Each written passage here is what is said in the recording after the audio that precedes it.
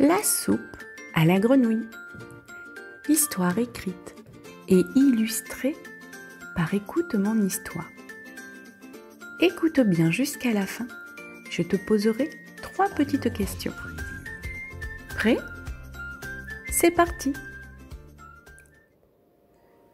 Au cœur d'une grande forêt verdoyante, dans un étang paisible où flottaient des nénuphars, vivait Grenouillette, une petite grenouille verte aux yeux malicieux. Ce qu'elle aimait par-dessus tout, c'était cuisiner. Mais Grenouillette ne cuisinait pas comme les autres grenouilles. Non, elle inventait des plats incroyables avec des ingrédients que personne n'aurait osé mélanger. Des pétales de fleurs, des gouttes de rosée et même de la poudre de champignons lumineux. Un matin, alors qu'elle sautillait sur les feuilles de nénuphar à la recherche de nouvelles idées, elle aperçut une drôle de lumière scintiller sous l'eau. Intriguée, elle plongea dans l'étang et découvrit une vieille marmite dorée recouverte d'algues et de petites pierres précieuses. Grenouillette la ramena sur la berge. « Oh, mais quelle trouvaille! Cette marmite est parfaite pour ma nouvelle soupe !» s'écria-t-elle. Elle nettoya soigneusement la marmite et se mit au travail. Grenouillette ramassa ses ingrédients préférés. Des feuilles de nénuphar, un peu de mousse fraîche, des pétales de marguerite, une pincée de poudre magique que le papillon Lulu lui avait donné un jour en cadeau. Elle alluma un petit feu et posa la marmite dessus. Dès qu'elle y versa ses ingrédients, un incroyable phénomène se produisit. La marmite se mit à bouillonner toute seule et une douce lumière dorée s'échappa du couvercle. Une voix douce et mystérieuse résonna. « Grenouillette, cette soupe est magique. Celui qui la goûtera verra son souhait le plus cher se réaliser. » Grenouillette ouvrit grand ses yeux. Elle n'en croyait pas ses oreilles. Elle décida de partager sa découverte avec ses amis. Elle invita Bernard le héron, Margot la libellule et Louis le crapaud à venir goûter sa soupe magique. Quand ils arrivèrent, Grenouillette leur expliqua l'étrange pouvoir de la soupe. « Faites un vœu avant de goûter, mais attention, choisissez bien, » leur dit-elle. Bernard, qui adorait danser, souhaita devenir le meilleur danseur de la forêt. Il plongea son bec dans la soupe et aussitôt, ses grandes pattes commencèrent à bouger avec une incroyable grâce. Il sautillait, tournait et virevoltait comme un véritable artiste. Margot, la libellule, rêvait de voir des arcs-en-ciel même sous la pluie. Elle prit une cuillère de soupe et voilà qu'un arc-en-ciel apparut au-dessus d'elle. Même si le ciel était parfaitement bleu, elle battit des ailes de joie. Louis, le crapaud, était très timide. Il rêvait d'avoir le courage de chanter devant tout le monde sans avoir peur. Avant de boire, il ferma les yeux et fit son vœu. Dès qu'il avala une gorgée, il sentit une douce chaleur envahir son corps. Louis monta sur un rocher et d'une voix claire et magnifique se mit à chanter une mélodie que tout le monde trouva splendide. Les animaux l'applaudirent et Louis, tout fier, se promit de ne plus jamais avoir peur de se montrer. Alors que tout le monde s'amusait avec leur nouveau don, une ombre passa au-dessus de l'étang. C'était Edgar, un gros corbeau qui habitait dans un vieux chêne. Il avait tout vu, tout entendu. Une soupe magique, ça m'intéresse. Pourquoi n'ai-je pas été invité ? Croissa-t-il en se posant sur une branche. Edgar était connu pour être un peu rusé, mais aussi un peu trop curieux. Il exigea de goûter la soupe.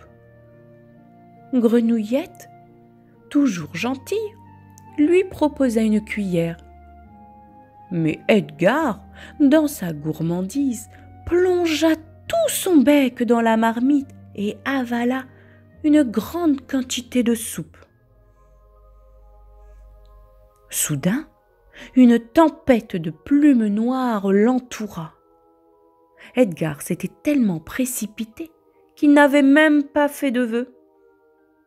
La marmite, mécontente de ce manque de respect, décida de lui jouer un tour. Le corbeau se retrouva transformé en une minuscule colombe blanche. « Oh non, qu'est-ce que c'est que ça ?» s'écria Edgar d'une petite voix aiguë. Grenouillette éclata de rire, tout comme Bernard, Margot et Louis. Edgar, honteux, apprit une leçon importante ce jour-là. La magie n'aime pas la précipitation, il faut toujours écouter les règles. Après cet incident, Grenouillette réfléchit longuement avant de faire son propre vœu. Elle adorait partager ses créations culinaires et voir ses amis heureux.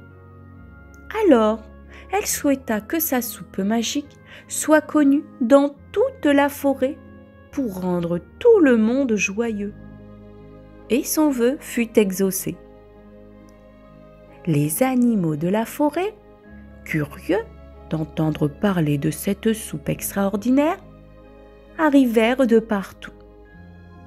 Renards, écureuils, hérissons, chouettes, tous vinrent goûter à la célèbre soupe de Grenouillette. Et à chaque fois, leur souhait se réalisait, mais toujours avec une petite leçon à la clé. Par exemple, un renard un peu gourmand souhaita une montagne de baies rouges. Il obtint son vœu, mais il apprit aussi qu'il fallait partager. Avec une montagne de baies, c'est bien trop pour lui seul. La marmite dorée devint un trésor précieux pour toute la forêt. Et Grenouillette, une véritable héroïne. L'histoire est terminée. C'est maintenant l'heure des petites questions. Voici la première question. Quel pouvoir la soupe magique de Grenouillette donne-t-elle à ceux qui la goûtent ?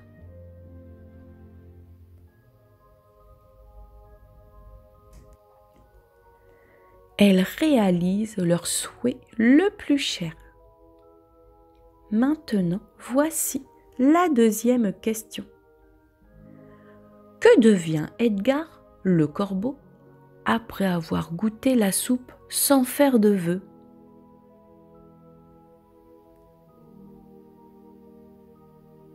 Tu as trouvé?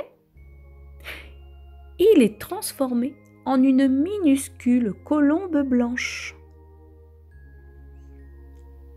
C'est au tour de la troisième et dernière question. Quel vœu Grenouillette fait-elle pour elle-même?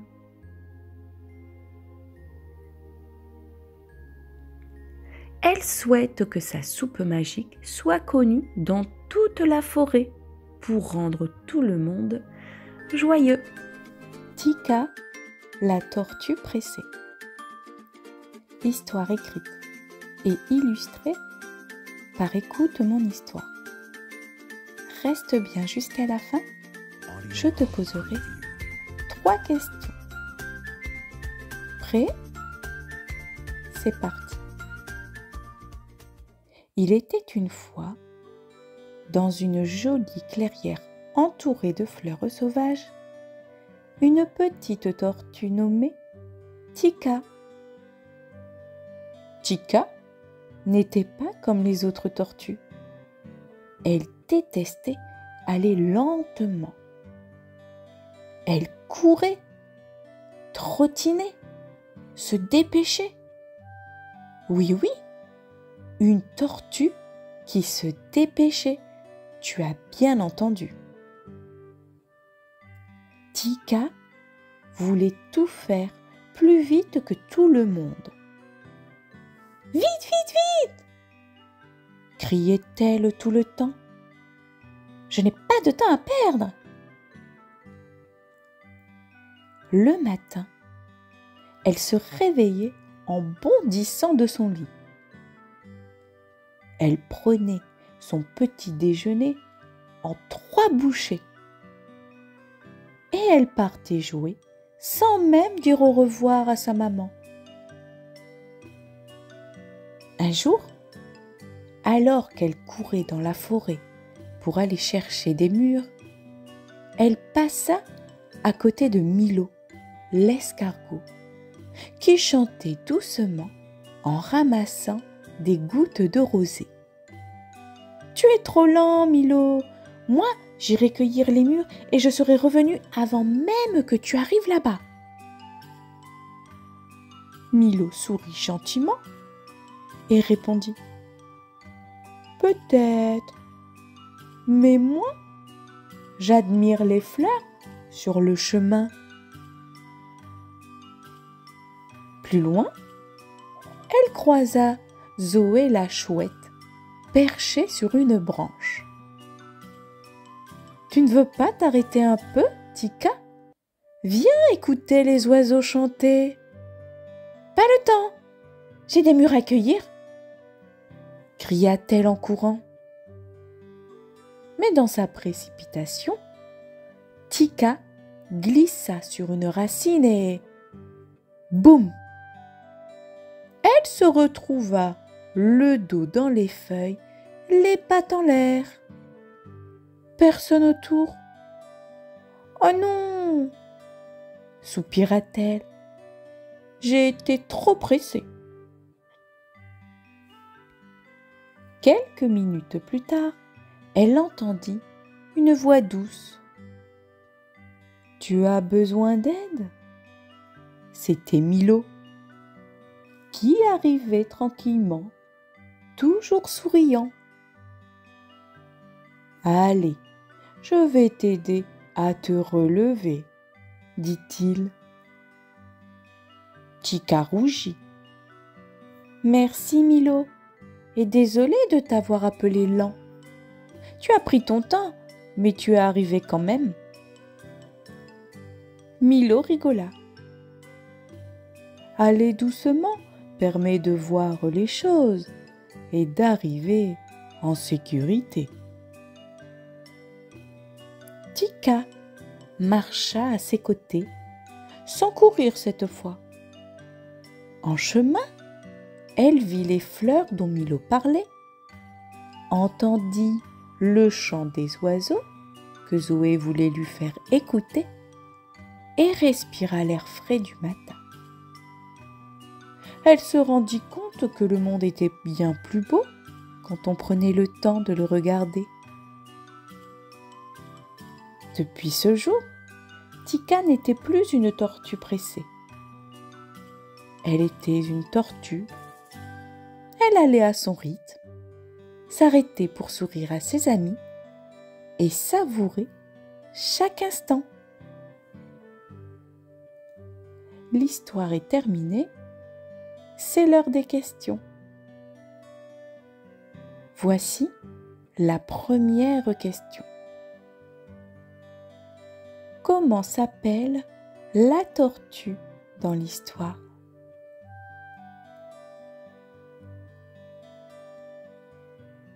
Elle s'appelle Tika.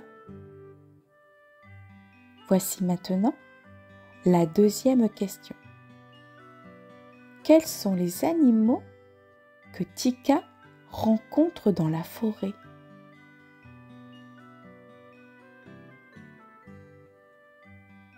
Elle rencontre un escargot et une chouette. Et voici maintenant la troisième et dernière question.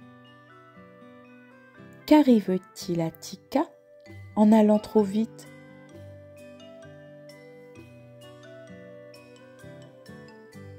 Elle glisse et se retrouve sur le dos, les quatre pattes en l'air. Si tu n'as pas l'aventure très lente de Sam le paresseux. Histoire écrite et illustrée par Écoute mon histoire. Reste bien jusqu'à la fin. Je te poserai 3 questions. Prêt? C'est parti. Sam était un paresseux, un vrai. Il vivait tout en haut d'un arbre moelleux, dans une forêt tropicale bien tranquille. Tous les jours, c'était pareil. Il ouvrait un œil, mangeait une feuille, refermait l'œil et rêvait qu'un jour, peut-être, il ferait quelque chose d'extraordinaire. Et puis un matin, alors qu'un papillon lui chatouillait le nez, Sam se réveilla avec une idée folle. Aujourd'hui, je pars à l'aventure. Son voisin, Paco, le haras bleu, éclata de rire. Une aventure? Toi? Tu mets 3 jours pour descendre d'une branche? Peut-être, mais je veux voir ce qu'il y a au sommet de la grande colline, dit Sam en pointant au loin une montagne toute verte qu'il n'avait vue que dans ses rêves. Paco battit des ailes. Très bien, alors je t'aiderai. Je volerai au-dessus de toi et je t'encouragerai. Et ainsi commença la grande aventure très lente de Sam le paresseux. Jour 1. Sam descendit de son arbre. Cela prit toute la journée, mais il était fier. Jour 2. Il rencontra Lily la grenouille. « Tu vas où, Sam ?»« Au sommet de la grande colline. »« Waouh! Je vais t'accompagner jusqu'à la rivière. » Lily sauta de pierre en pierre, pendant que Sam avançait centimètre par centimètre. Jour 4. Sam était coincé dans des lianes. Paco descendit en panique. « Courage, mon ami, je vais chercher de l'aide. » C'est alors que Boris, le tatou, arriva en roulant. Il déroula son dos, grignota une liane et libéra Sam. À petits pas, on va loin, dit Boris en souriant. Jour 6. Une pluie tropicale éclata. Sam s'abrita sous une grande feuille, mais il était tout triste. Peut-être que je n'y arriverai jamais. Mais soudain, une douce lumière apparut. C'était Mia, la luciole. « Je peux te guider la nuit si tu veux. Regarde comme je brille. » Alors Sam reprit courage. Jour 10. Sam arriva enfin au pied de la grande colline. Elle était haute, très haute. Il regarda Paco, Lily, Boris et Mia. « Vous croyez que je peux le faire ? » ?»« Bien sûr, dirent-ils en chœur. Alors, Sam grimpa, lentement, très lentement. Il s'arrêta pour dormir, pour manger, pour rêver un peu, et il grimpa encore. Jour 14. Sam atteignit le sommet. Il ouvrit grand les yeux. Devant lui s'étendait toute la forêt. Des oiseaux multicolores volaient. Des arcs-en-ciel se dessinaient entre les nuages. Et un ruisseau se formait en bas dans la vallée. « Je l'ai fait !» murmura Sam ému. Ses amis le rejoignirent et Paco dit « Tu vois, même un paresseux peut vivre une grande aventure à son rythme. » Et Sam s'endormit, un sourire accroché aux lèvres pendant que ses amis dansaient autour de lui. L'histoire est terminée, c'est l'heure des questions. Voici la première question. Où Sam veut-il aller ?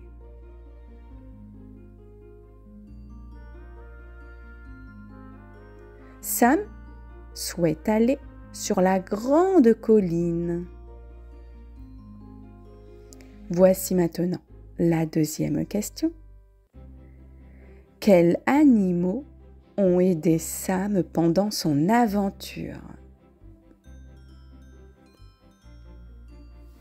Il y a Paco le hara, Lily la grenouille, Boris le tatou et Mia la luciole. Et voici maintenant la troisième et dernière question. Qu'a-t-il vu quand il est arrivé au sommet de la grande colline ?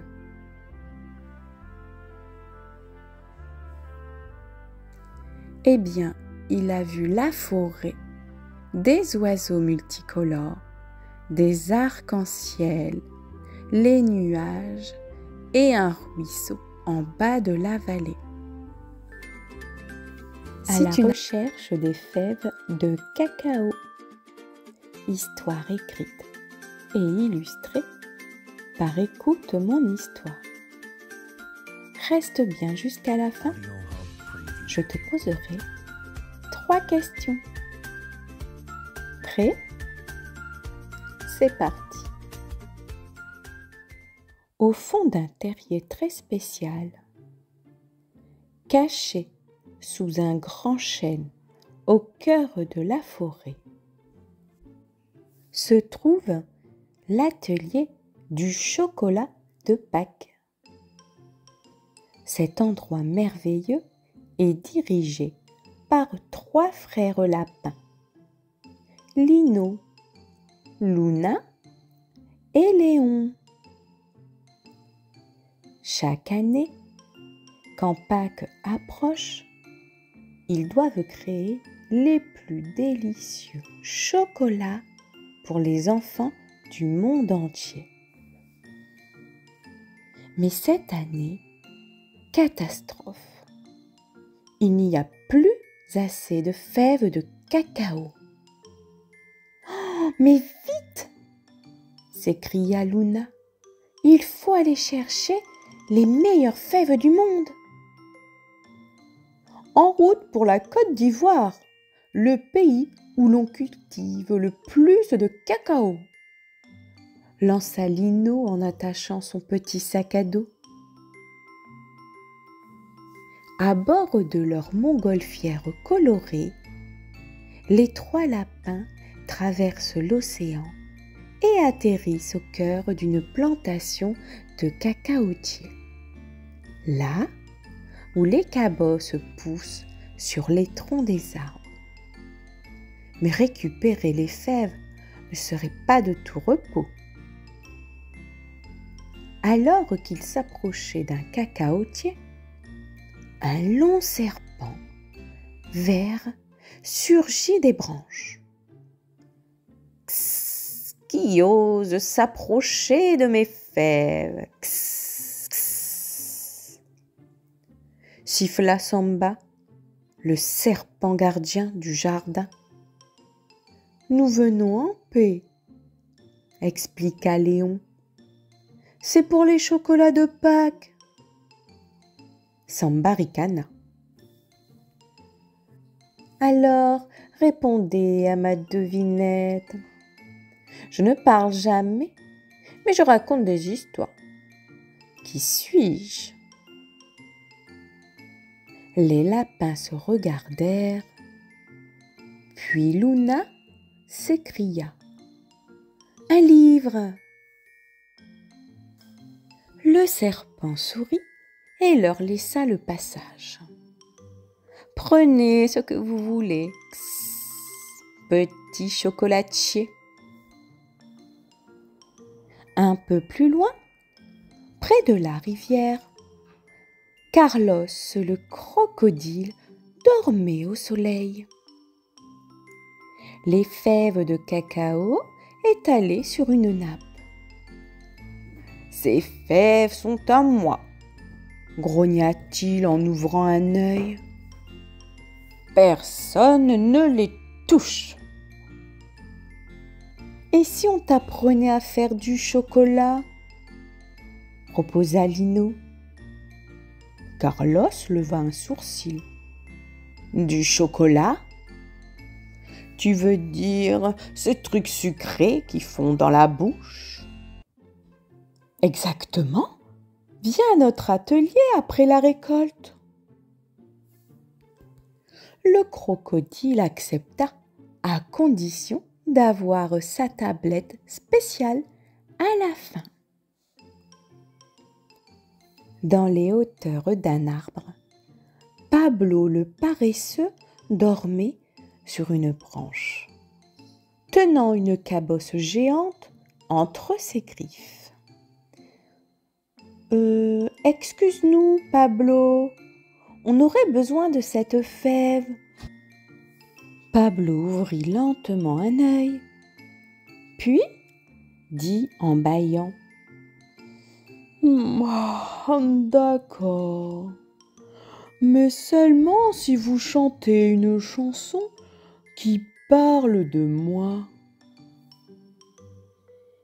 Et les lapins chantonnèrent. Pablo le paresseux, toujours très heureux, il bouge lentement et a le cœur joyeux. La la la la la la. Pablo sourit et leur donna la cabosse. Avec leur sac rempli de précieuses fèves, les lapins prirent le chemin du retour. Dans les ateliers, tout était prêt pour la fabrication du chocolat de Pâques. Première étape, fermentation. Les fèves sont placées dans des caisses et laissées à fermenter plusieurs jours. Ensuite, on les fait sécher au soleil. Les fèves sont grillées pour développer leur goût. On les casse pour retirer la coque et garder le gruet de cacao. Le gruet est broyé pour obtenir une pâte appelée liqueur de cacao. On ajoute du sucre, parfois du lait, et on mélange le tout. Le chocolat est longuement brassé pour le rendre lisse. Enfin, on le coule dans des moules en forme d'œuf, de lapin ou de cloche. Carlos le crocodile mit sa toque de chef et aida à mouler un chocolat en forme de crocodile souriant, pendant que Samba et Pablo dansaient au rythme d'une musique joyeuse. Et le soir venu, les lapins, bien fatigués, observèrent leur création alignée. « Mission accomplie !» dit Luna. « Et cette année, grâce à nos nouveaux amis, le chocolat aura un goût d'aventure !» ajouta Léon. L'histoire est terminée, c'est l'heure des petites questions. Voici la première question.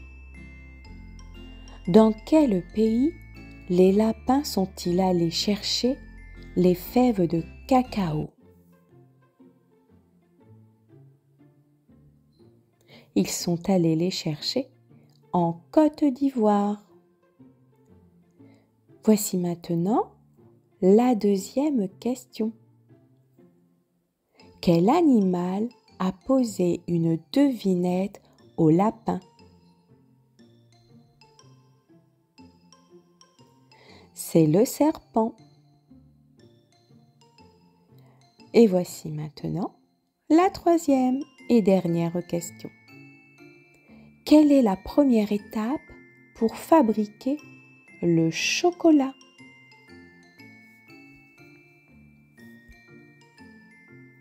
Eh bien, c'est la fermentation. Docteur Ours. Histoire écrite et illustrée par Écoute mon histoire. Reste bien jusqu'à la fin. Je te poserai 3 questions. Prêt? C'est parti. Dans une clairière ensoleillée, tout au fond de la grande forêt, vit un ours, pas comme les autres. Il s'appelle Barnabé, mais tout le monde l'appelle Docteur Ours.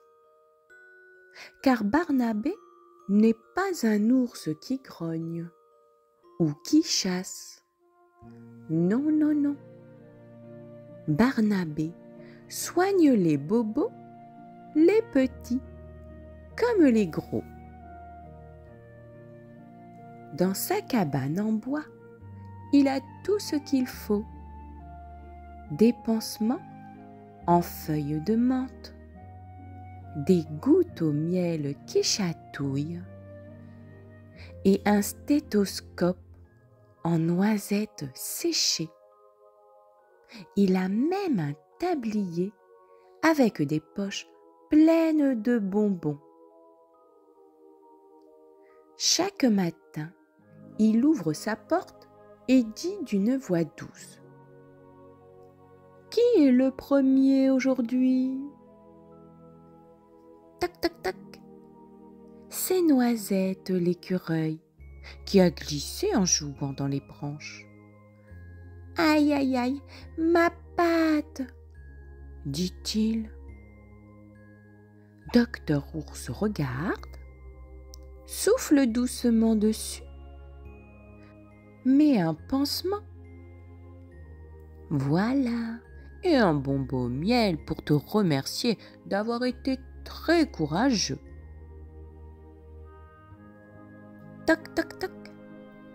C'est Léon le hérisson qui a éternué si fort qu'il a roulé dans une flaque d'eau.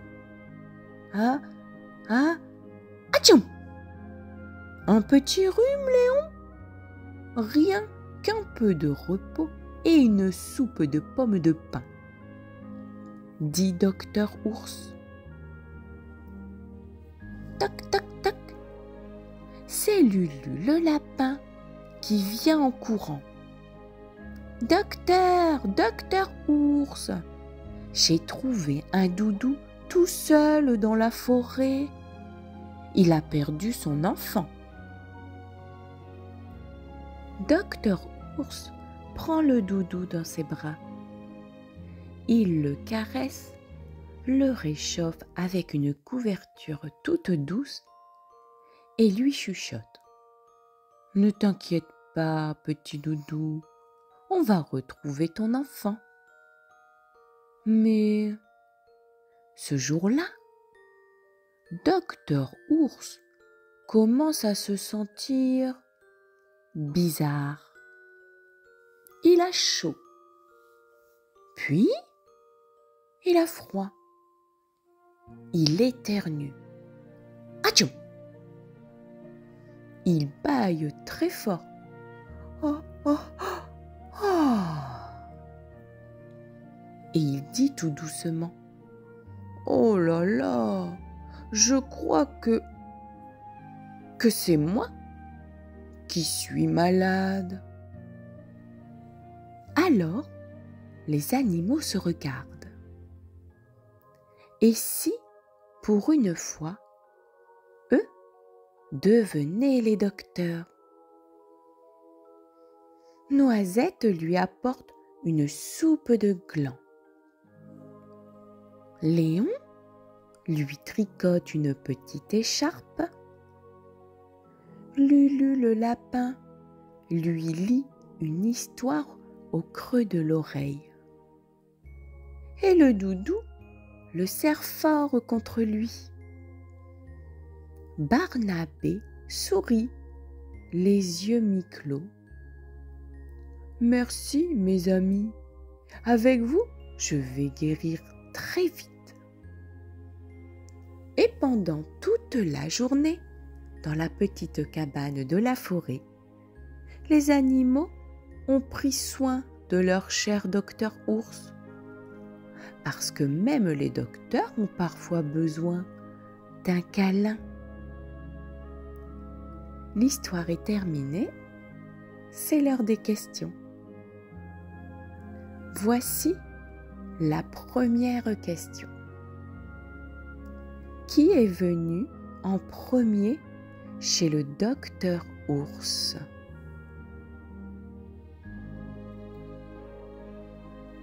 C'est l'écureuil.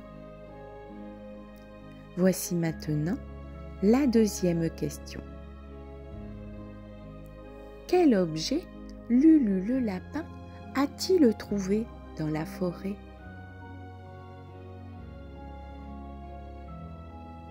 Il a trouvé un doudou. Et voici maintenant la troisième et dernière question. Qui a pris soin de Docteur Ours quand il est tombé malade? Eh bien, ce sont tous les animaux. Si tu n'as pas Le dragon qui avait mal aux dents. Histoire écrite et illustrée par Écoute mon histoire. Reste bien jusqu'à la fin, je te poserai 3 questions. Prêt? C'est parti. Il était une fois, dans une montagne aux pierres rouges, un dragon très célèbre. On l'appelait Grognefeu, le grand cracheur de flammes. Il était si fort qu'avec un simple « Waouh !» il faisait fuir les nuages, chauffer l'eau dans les rivières et même griller les chamallows d'un seul souffle. Mais un matin, alors qu'il se réveillait en bâillant, Grognefeu poussa un cri étrange. « Aïe! Ouille! Aïe !» Sa joue était gonflée, sa flamme faisait « Chut !»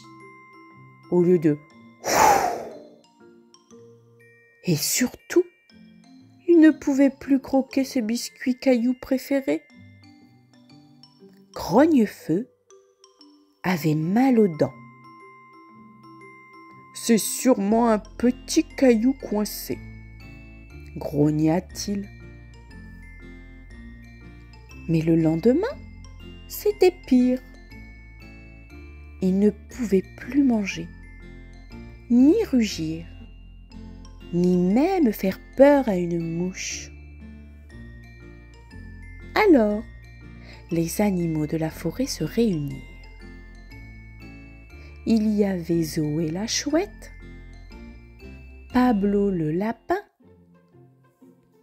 Léon l'écureuil, et tout au fond, une toute petite voix dit timidement « Je peux peut-être l'aider ?» C'était la petite souris. Elle était blanche comme la neige, avec des petites lunettes rondes, et elle portait une minuscule besace en tissu. « Toi, une souris ?» grogna Grognefeu. « Oui, oui, je t'assure, je m'occupe des dents des enfants chaque nuit. Je connais tout sur les caries, les molaires et même les brosses à poils doux. » « Bon, d'accord, mais tu restes avec moi tout le long, d'accord ? » ?»« Promis, et je te chanterai une chanson si tu as peur. » Alors la petite souris emmena Grognefeu dans une grotte arc-en-ciel, juste derrière la cascade enchantée. C'est là que vivait Docteur Caninus, un dentiste dragon un peu dodu, avec une blouse blanche trop petite et des lunettes qui glissaient toujours sur son museau. Le docteur regarda la grande bouche de Grognefeu et déclara « Oh, oh, une belle carie de caramel brûlé! Il va falloir bien nettoyer tout ça et mettre un petit pansement magique. » Grognefeu tremblait un peu, mais la petite souris grimpa sur son museau, lui tapota doucement la tête et lui souffla « Respire doucement. Tu es le dragon le plus courageux que je connaisse. » Alors que le dentiste s'activait, il fredonna une chanson rigolote. Et en quelques minutes, c'était terminé. Grognefeu ouvrit un œil, puis l'autre, et sauta de joie. « Plus de douleur, plus de trous, et regarde !» Il cracha une grande flamme dorée qui forma un cœur dans le ciel. Depuis ce jour-là, Grognefeu se brosse les dents tous les jours, avec une brosse géante bien sûr. Il ne mange plus de cailloux au caramel et il va voir le docteur Caninus 2 fois par an. Et surtout, il n'a plus jamais eu peur du dentiste. Et ce n'est pas tout. la petite souris et Grognefeu sont devenus les meilleurs amis du monde. Chaque nuit, quand un enfant perd une dent, la petite souris grimpe sur le dos du dragon et ensemble, ils s'envolent dans le ciel étoilé. La petite souris chuchote les prénoms des enfants et le dragon plane doucement au-dessus des toits. Il se pose sans bruit, juste le temps pour elle de glisser une pièce brillante sous l'oreiller. Et si, une nuit, tu entends un souffle chaud dans le ciel, ou que tu vois une petite étoile filer un peu trop vite, peut-être que c'est eux, en route vers une nouvelle dent de lait. L'histoire est terminée, c'est l'heure des questions. Voici la première question. Pourquoi Grognefeu ne pouvait plus cracher de feu?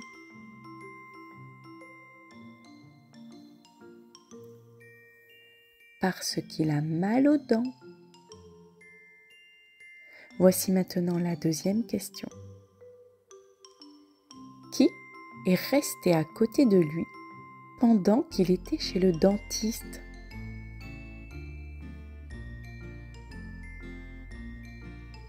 Eh bien, c'était la petite souris. Et voici maintenant la troisième et dernière question. Que font la petite souris et le dragon chaque nuit? Eh bien, le dragon et la petite souris volent ensemble dans le ciel étoilé pour récupérer les dents de lait. Capitaine Minouche, chat pirate. Histoire écrite et illustrée par Écoute mon histoire. Reste bien jusqu'à la fin, je te poserai 3 questions. Prêt? C'est parti. Capitaine Minouche n'était pas un chat comme les autres. Non, non. Ce n'était pas un chat qui miaule pour des croquettes ou qui dort toute la journée sur un coussin moelleux. Minouche était un chat pirate. Il portait un chapeau trop grand, un foulard rouge autour du cou et il avait un bateau en forme de boîte à sardines géante. Et sais-tu comment il avait appris à naviguer? En regardant les poissons tourner dans l'aquarium pendant des heures.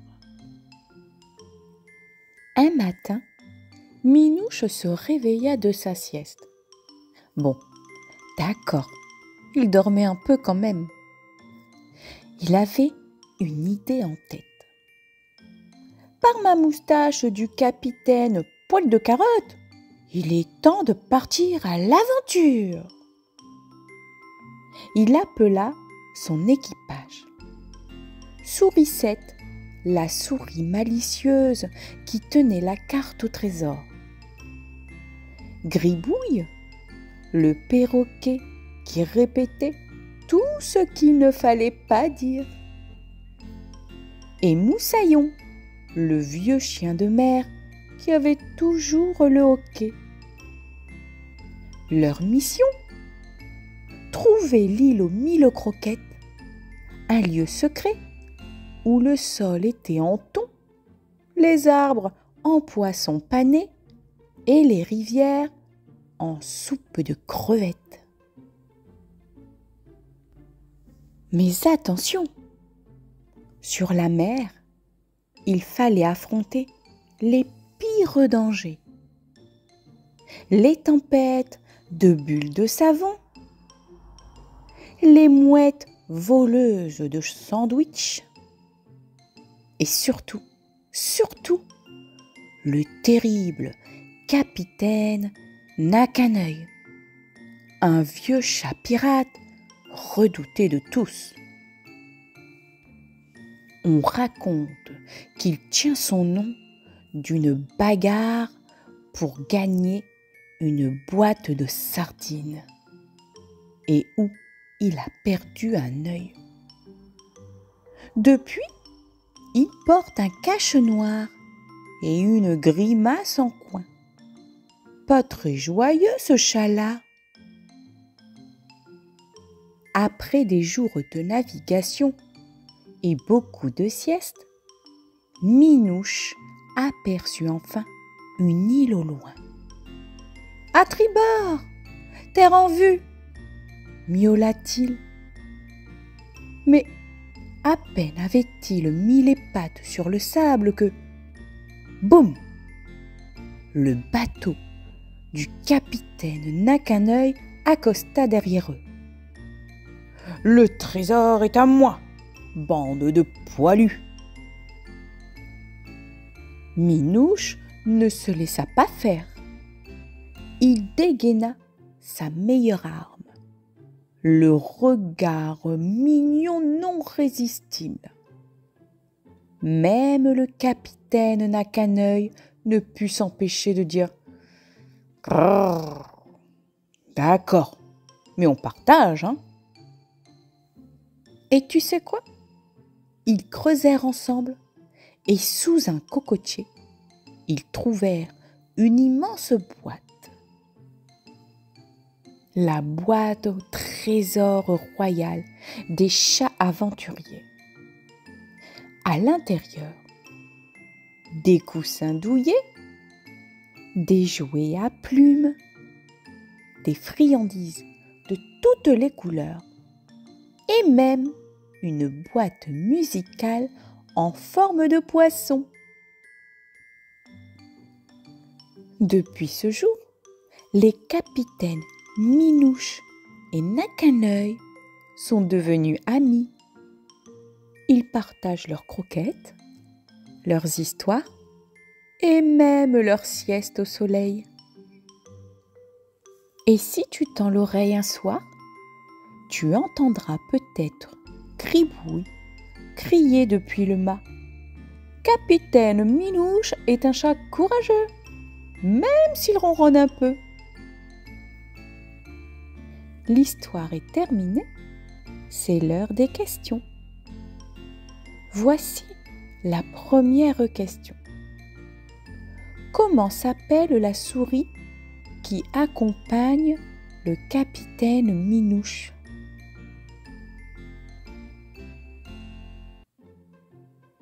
Elle s'appelle Sourisette.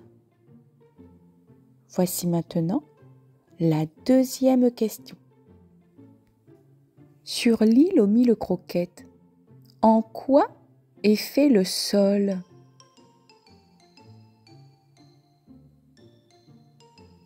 Le sol est fait en thon. Et voici maintenant la troisième et dernière question. Quelle est la meilleure arme du capitaine Minouche?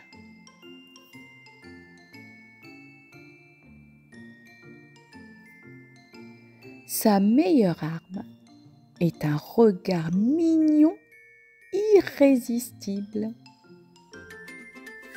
Le royaume merveilleux et la clé dorée. Histoire écrite et illustrée par Écoute mon histoire.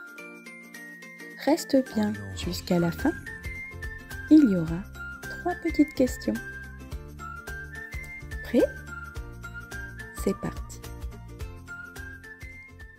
Un matin, dans le royaume merveilleux, la reine découvrit une chose étrange dans le jardin du château. Une clé dorée posée au milieu des fleurs.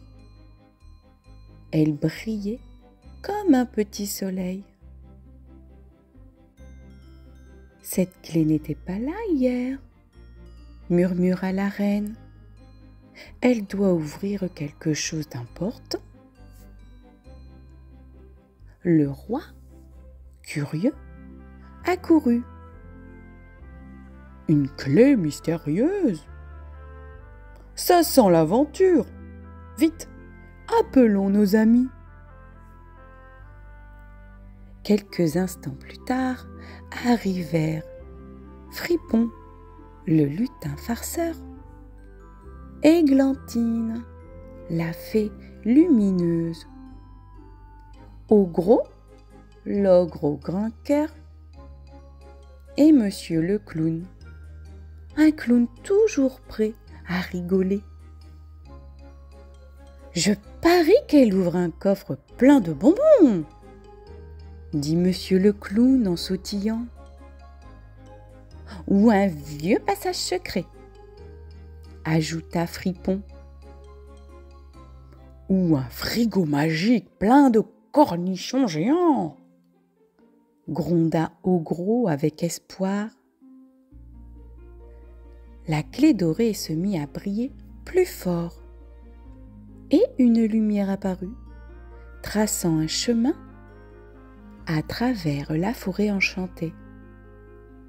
Sans hésiter, la joyeuse bande se mit en route. Ils traversèrent des bois lumineux, franchirent des ponts en arc-en-ciel et finirent par arriver devant une cascade colorée. Derrière l'eau, une porte étrange les attendait avec une serrure en forme d'étoile. La reine inséra doucement la clé. Clic! La porte s'ouvrit dans un souffle de poussière dorée. Et là, tous restèrent bouche bée. Ils venaient d'entrer dans une salle immense remplie de jouets vivants. Des toupies qui dansaient, des balles rebondissantes, des marionnettes qui chantaient, des petits trains en sucre, des cerfs-volants qui volaient tout seuls, et même un manège en bonbons tournant doucement. Un parchemin doré flottait dans les airs. Monsieur le clown le lut à voix haute. Bienvenue dans la salle des jeux perdus. Ici, vivent tous les jouets oubliés en attendant de faire rire à nouveau. Ogro laissa échapper une larme. Juste une, hein? Les pauvres, ils attendaient qu'on vienne jouer avec eux. Alors jouons, s'exclama la fée Églantine. Et ce fut la plus belle journée qu'ils aient jamais vécue. La reine glissa sur un toboggan arc-en-ciel. Le roi joua à cache-cache avec des marionnettes bavardes. Fripon fit la course avec des toupies folles.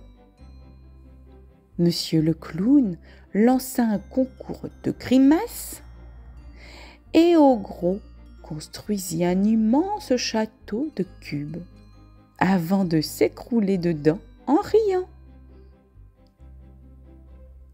Au moment de partir, la clé dorée flotta dans les airs, tourna 3 fois et se transforma en une petite étoile brillante. Elle reviendra quand un enfant aura besoin de rire, murmura Églantine. Depuis ce jour, le roi, la reine, le lutin, l'ogre, la fée et le clown gardèrent le secret de la salle des jeux perdus. Mais ils n'étaient jamais bien loin, prêts à faire apparaître la clé dorée chaque fois qu'un enfant avait besoin de rêver. L'histoire est terminée, c'est l'heure des questions. Voici la première question. Qui a trouvé la clé dorée au début de l'histoire.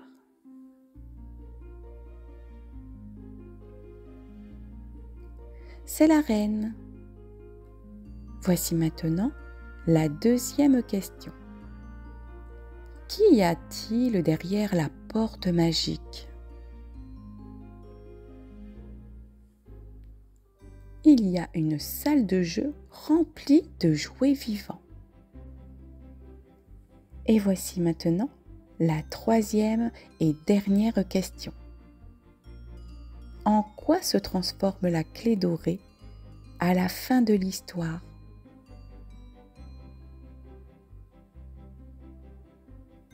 Elle s'est transformée en une étoile brillante. Si tu n'as pas réussi à répondre à toutes les questions, ce n'est pas grave. Tu peux réécouter l'histoire ou demander de l'aide à un adulte.